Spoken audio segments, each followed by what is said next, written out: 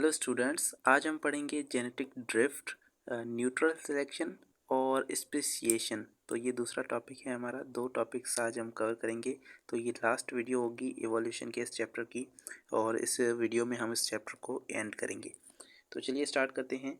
Genetic drift क्या है? एक ऐसा प्रोसेस है जिसमें अलीलिक फ्रीक्वेंसी जो है वो चेंज हो जाती है। अब देखें, अलीलिक फ्रीक्वेंसी हमने पहले भी देखा कि डिफरेंट फैक्टर्स की वजह से चेंज हो रही है, जैसे कि म्यूटेशन आ जाना, या फिर नॉन रैंडम मैटिंग होना, या फिर आपके पास जो है वो बाकी के जो प्रोसेसेस हैं उनकी वजह से ये अलीलिक फ्रीक्वेंसी के अंदर चेंज आता है। यानी कि अलील की जो फ्रीक्वेंसी है एक पॉपुलेशन के अंदर वो चेंज हो जाती है, और ये चेंज जो है ये डिफरेंट फैक्टर्स की वजह से आ सकता है। तो यहाँ पर देखें, selection, gene flow, non random mating और म्यूटेशन की वजह से ये चेंज आ सकता है। तो अब पहले हमने नेचुरल सिलेक्शन के बारे में पढ़ा। अब ये क्या है? न्यूट्रल सिलेक्शन है। नेचुरल सिलेक्शन का मतलब ये है कि वहाँ पर वो ऑर्गेनिज्म सर्वाइव कर रहे थे जो क्या थे? फिटेस्ट थे।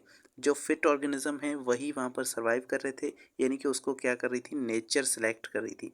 अब यहाँ पर क्या होगा कि इस स्पेसिएशन के अंदर क्या सॉरी इस जेनेटिक ड्रिफ्ट के अंदर क्या होगा कि जो सिलेक्शन होगी वो न्यूट्रल होगी। इसमें कोई सिलेक्शन नहीं हो रही होगी, लेकिन किसी बाय चांस यानी कि किसी रैंडम इवेंट की वजह से क्या होगा कि यहाँ पर एक अलीलिक फ्रीक्वेंसी बढ़ जाएगी और दूसरी अलीलिक फ्रीक्वेंसी कम हो जाएगी। यानी कि यहाँ पर ये एवोल्यूशन होगा जो कि बिल्कुल ही रैंडम होगा और बाय चांस होगा, और इसके अंदर कोई ख़ास जो है वो नेचर का इसके अंदर कोई इम्पैक्ट नहीं होता। तो इसको हम डिस्कस करते हैं। It refers to change in allelic frequency in the population. इसमें अलीलिक फ्रीक्वेंसी, पॉपुलेशन की अलीलिक फ्रीक्वेंसी चेंज हो जाती है जनरेशन टू जनरेशन। यानी कि ये एक जनरेशन से दूसरी जनरेशन के अंदर क्या हो जाती है? चेंज हो जाती है। तो अगर हम एक जनरेशन की एलीलिक फ्रीक्वेंसी देखेंगे तो वो डिफरेंट होगी, और उसकी नेक्स्ट जनरेशन की एलीलिक फ्रीक्वेंसी चेंज होगी। तो ये चेंज जो है ये बिल्कुल ही बाय चांस आता है, रैंडम इवेंट्स की वजह से आता है, और इसके अंदर वो ऑर्गेनिज्म सर्वाइव नहीं करते जो कि फिटेस्ट हैं। यहाँ पर कोई भी सिलेक्शन नहीं हो रही। यहाँ पर जो है वो ये सिलेक्शन ऐसी नहीं होगी कि जो फिटेस्ट ऑर्गेनिज्म है या फिर जिनके पास बेटर अलील या बेटर जीन मौजूद हैं वो सर्वाइव करेंगे, ऐसा यहाँ पर नहीं होगा। सिर्फ यहाँ पर रैंडम इवेंट्स की वजह से जो है वो कुछ अलील जो है वो एलिमिनेट हो जाएंगी, और कुछ अलील जो रह जाएंगी उनकी फ्रीक्वेंसी क्या हो जाएगी? बढ़ जाएगी। तो इट अकर्स व्हेन अलील frequency grow or higher or lower by chance. तो ये बाय चांस जो है ये अलीलिक फ्रीक्वेंसी जो है या बढ़ जाती है या किसी अलील की अलीलिक फ्रीक्वेंसी कम हो जाती है। Typically take place in small populations. ये ज़्यादातर स्मॉल पॉपुलेशन के अंदर ये इफ़ेक्ट में मिलता है, क्योंकि अगर लार्ज पॉपुलेशन है, बहुत बड़ी पॉपुलेशन है, तो उसके अंदर अगर ये छोटा सा चेंज आ भी जाए तो उससे कोई फ़र्क नहीं पड़ता, और उसके अंदर ज़्यादा इम्पैक्ट जो है वो हमें नहीं दिखता। अगर स्मॉल पॉपुलेशन होगी तो उसके अंदर क्या होगा कि कोई छोटा सा इवेंट होने की वजह से भी वहाँ पर ये जेनेटिक ड्रिफ्ट आ सकता है, यानी कि बहुत ज़्यादा उसके अंदर चेंजेस आ सकते हैं अलीलिक फ्रीक्वेंसी के अंदर। although genetic drift occur in populations of all sizes, यानी कि सारे साइजेस की पॉपुलेशन के अंदर, स्मॉल हो या बड़ी पॉपुलेशन हो, उसके अंदर जेनेटिक ड्रिफ्ट तो होता है, लेकिन उसका इम्पैक्ट जो है वो स्मॉल पॉपुलेशन पर ज़्यादा होता है, और उनका इफेक्ट लॉन्ग पॉपुलेशन, बड़ी पॉपुलेशन के अंदर कम होता है। This is also name as a neutral selection. इसको न्यूट्रल सिलेक्शन भी कहते हैं, because the most variation within the species due to random genetic drift are mutant alleles. तो इसके अंदर जो अलीलिक फ्रीक्वेंसी के अंदर जो चेंज आता है वो रैंडम जेनेटिक ड्रिफ्ट की वजह से आता है, यानी कि रैंडम जो म्यूटेशन वगैरह आ सकती है रैंडम इवेंट्स की वजह से इसके अंदर होता है। और इसके अंदर जो है ये जो सिलेक्टिव होता है, इसके अंदर मतलब कि सिलेक्टिविटी होती है वो न्यूट्रल होती है। वो किसी एक चीज़ को फेवर नहीं कर रही होती कि कोई वीक है तो उसको एलिमिनेट कर दे, या फिर कोई स्ट्रॉन्ग है तो उसको बचा ले, तो ऐसे नहीं होता इसके अंदर। ये न्यूट्रल सिलेक्शन है। इसमें कोई भी जो है वो यहाँ पर एलिमिनेट हो सकता है, और किसी की जेनेटिक फ्रीक्वेंसी कम हो सकती है। अब इसका एक एग्जांपल हम यहाँ पर देखते हैं कि अगर हमारे पास जेनेटिक ड्रिफ्ट को हमें क्लियर करना है तो उसके लिए हम एक एग्जांपल लेते हैं रैबिट्स का। और यहाँ पर हमारे पास एक रैबिट्स की पॉपुलेशन मौजूद है। इनका जो जीनोटाइप है वो डिफरेंट है। जैसे कि यहाँ पर कुछ ऐसे हैं जो कि रिसेसिव हैं। तो यहाँ पर वाइट वाले रैबिट आपको दिखाए हुए हैं जिनके पास रिसेसिव ट्रेट है, जो कि वाइट कलर है। अगर वाइट कलर मौजूद होगा तो ये क्या होगी, इनके पास अलील भी दोनों जो है वो रिसेसिव अलील मौजूद होंगी। तो ये वाइट कलर के हैं। अब दूसरे आपके पास जो है वो ब्राउन कलर के ये रैबिट्स हैं। इनके अंदर क्या है, दोनों कैपिटल बी है या फिर एक कैपिटल एक स्मॉल बी होगा, क्योंकि कैपिटल बी जो है ये डोमिनेंट एलील है, तो फिर ये हेट्रोजाइगस के अंदर भी यहाँ पर मौजूद होगी और ये ब्राउन कलर के आपके पास दिखेंगे। तो इस तरह से यहाँ पर आपके पास और एक चीज़ भी बताई गई है कि यहाँ पर अलील फ्रीक्वेंसी इस डोमिनेंट अलील की और रिसेसिव अलील की दोनों की सेम है। अगर आप यहाँ पर देखें तो ये दोनों क्या हैं, ये दोनों होमोजाइगस हैं, जबकि यहाँ पर वाइट वाले दोनों होमोजाइगस हैं। बाकी सारे के सारे 6 जो रैबिट्स हैं ये हेट्रोजाइगस हैं। इसका मतलब है यहाँ पर अलीलिक फ्रीक्वेंसी क्या आएगी, सेम आएगी, क्योंकि यहाँ पर ये 4 अलील हैं और यहाँ पर ये स्मॉल वाली 4 अलील हैं। इनके अंदर जो है 6 अलील कैपिटल वाली और 6 अलील स्मॉल वाली मौजूद होंगी, क्योंकि ये हेट्रोजाइगस हैं।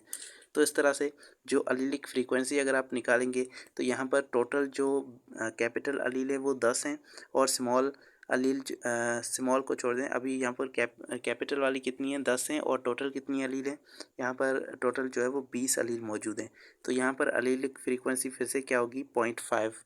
और अगर आप यहाँ पर स्मॉल की निकालेंगे तो वो भी ऐसे ही होगी, 10/20, यहाँ पर स्मॉल वाली अलील कितनी है, 10 होंगी। तो इस तरह से दोनों की जो अलीलिक फ्रीक्वेंसी होगी वो 0.5 होगी। तो यहाँ पर इनकी अलीलिक फ्रीक्वेंसी भी दी हुई है और दोनों की अलीलिक फ्रीक्वेंसी कितनी है, 0.5, और क्यू भी यहाँ पर 0.5 है। क्यू जो है ये रिसेसिव अलील को शो कर रहा है। तो अगर if 10 of the individuals reproduce randomly, अगर इनमें से 10 में से जो है रैंडम यहाँ पर रिप्रोडक्शन होती है, the probability of having an offspring with capital B और small B is 0.5।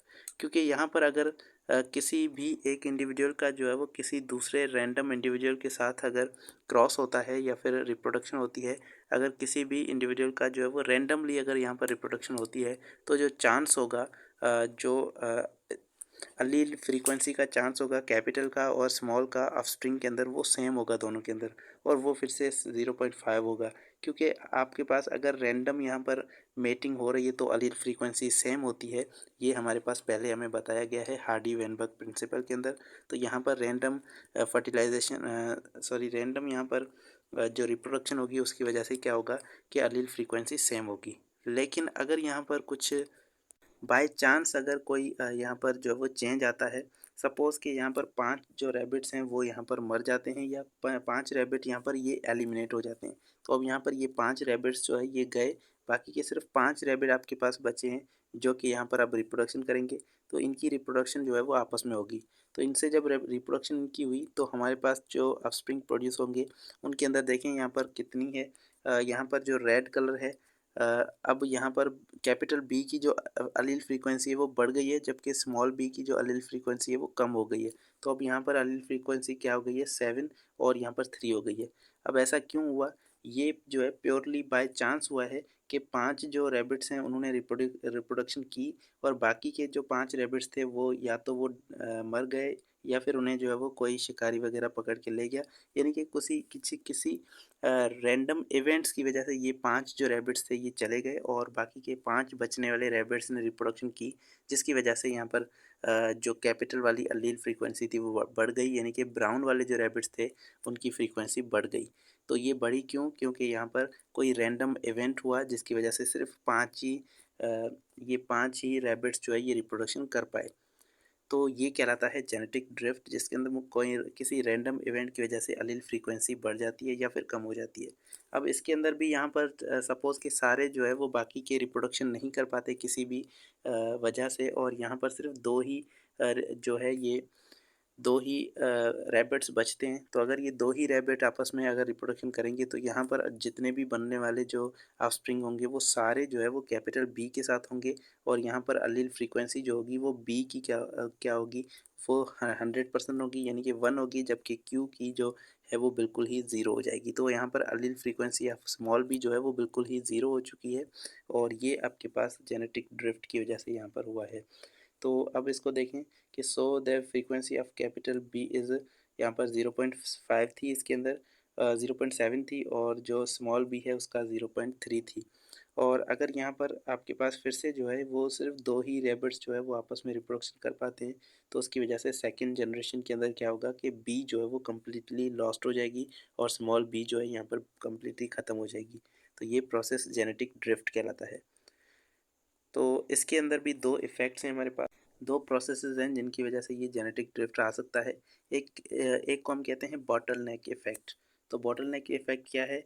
In this kind of genetic drift the size of population is decrease due to some natural catastrophe. यहाँ पर जो है वो किसी नेचुरल डिज़ास्टर की वजह से पॉपुलेशन का जो साइज़ है वो डिक्रीज़ हो जाता है, वो कम हो जाता है।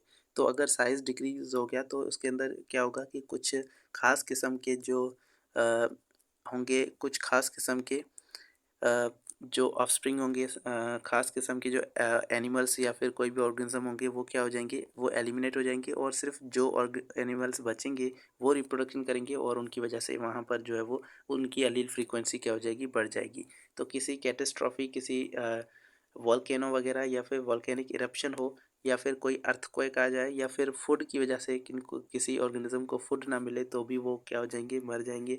तो इन सभी किसी भी हालत की वजह से जो है वो इंडिविजुअल जो है होते हैं वो क्या होंगे कि डिक्रीज़ हो जाएँगे, उनकी आधी पॉपुलेशन अगर कम हो जाएगी तो बचने वाले जो भी होंगे वो इंडिविजुअल्स जो है वो आपस में रिप्रोडक्शन करेंगे और उनसे ही आगे की स्पीशीज़ जो है वो बनेंगी और हमारे पास एलील फ्रीक्वेंसी जो है वो उनकी बढ़ जाएगी।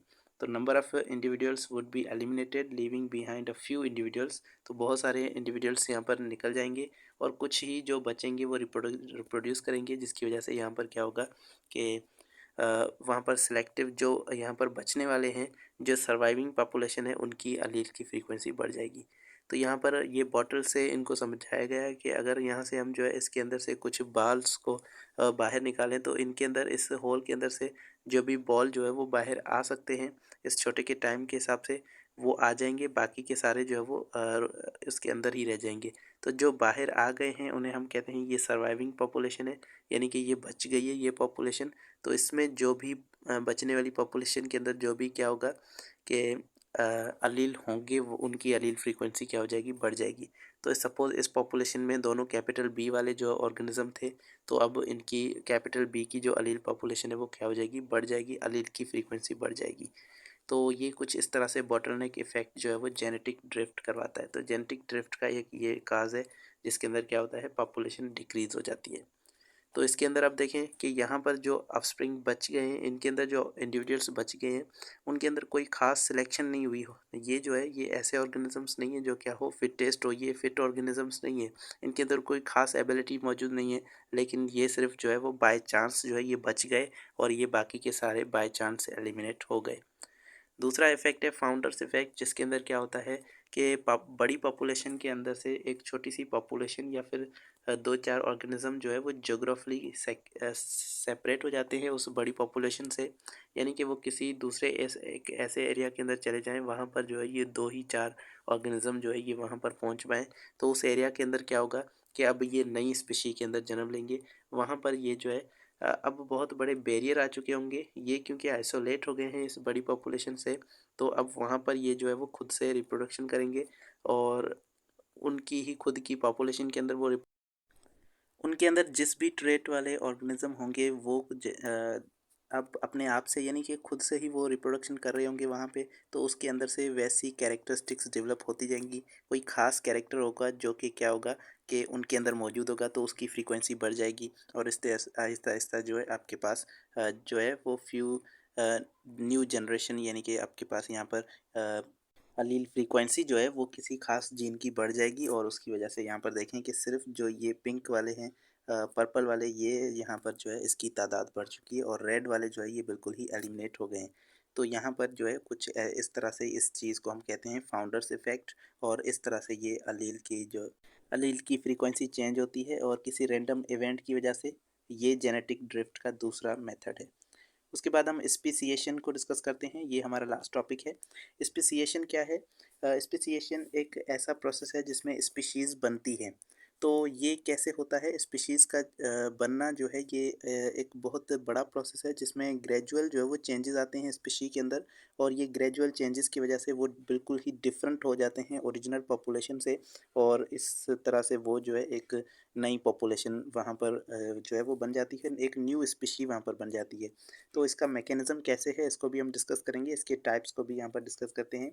ये एक बायोलॉजिकल प्रोसेस है जिसमें न्यू स्पीशीज़ बनती हैं। लिविंग ऑर्गेनिज्म की जो न्यू स्पीशीज़ हैं वो स्पेसिएशन के प्रोसेस में बनती हैं। अब स्पीशी बनने का जो मैकेनिज़्म है वो क्या होगा? तो इसमें क्या होता है कि एक बड़ी पॉपुलेशन के अंदर जो है कुछ खास ऑर्गेनिज्म जो है वो आइसोलेट हो जाते हैं, वो एक अलग पॉपुलेशन के अंदर चले जाते हैं, या फिर कुछ ऐसा होता है कि उनका अलग ग्रुप बन जाता है और वो ओरिजिनल पॉपुलेशन से आइसोलेट हो जाते हैं। तो उसके बाद इस पॉपुलेशन के अंदर क्या होगा कि चेंजेस आ जाएंगी, और इनके अंदर कोई अगर ये दूसरे हैबिटेट के अंदर डिफरेंट इन्वायरमेंट के अंदर रह रहे हैं तो इनके अंदर डिफरेंट कैरेक्टरिस्टिक्स डेवलप होंगी, या फिर इनके फीचर्स जो है वो डिफरेंट हो जाएंगे और ये किसी और डायरेक्शन के अंदर चले जाएंगे, जिसकी वजह से इनके अंदर जो चेंजेस आ रही हैं वो ग्रेजुअली एडॉप्टेशंस के अंदर बदल जाएंगी, और एडॉप्टेशंस की वजह से आहिस्ता आहिस्ता एक न्यू स्पीशी जो है वो जन्म लेगी।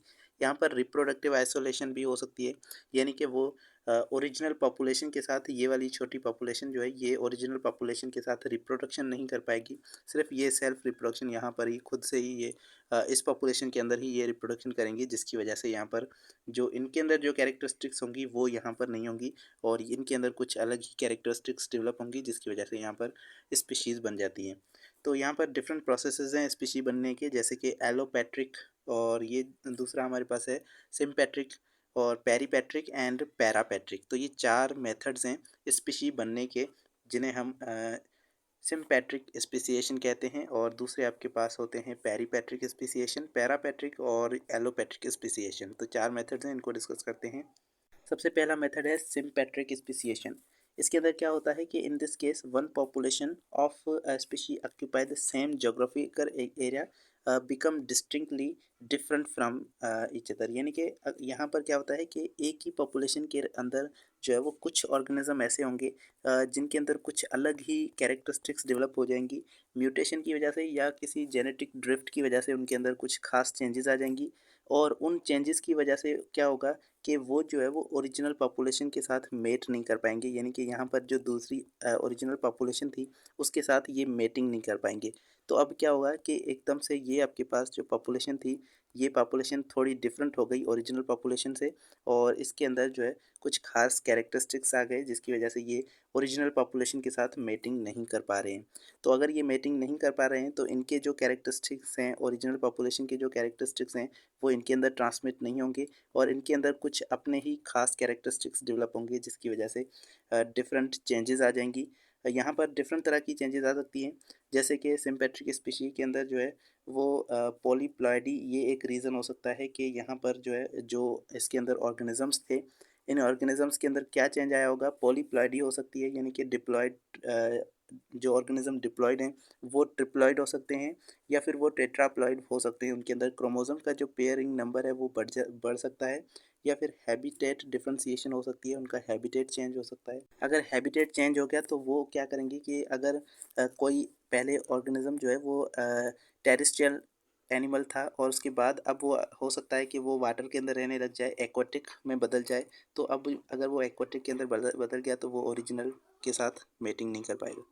या फिर दूसरा रीज़न आपके पास जो है वो सेक्सुअल सिलेक्शन हो सकता है, यानी कि इस ऑर्गेनिज्म के अंदर कोई खास जो है वो ग्रुप जो है वो सिलेक्टिवली वो सेक्सुअल रिप्रोडक्शन कर रहे हैं, और सिलेक्टिवली अगर रिप्रोडक्शन होती है तो ये इनका जो स्टॉक है ये अलग हो जाएगा, ये डिफरेंट हो जाएगा उनसे।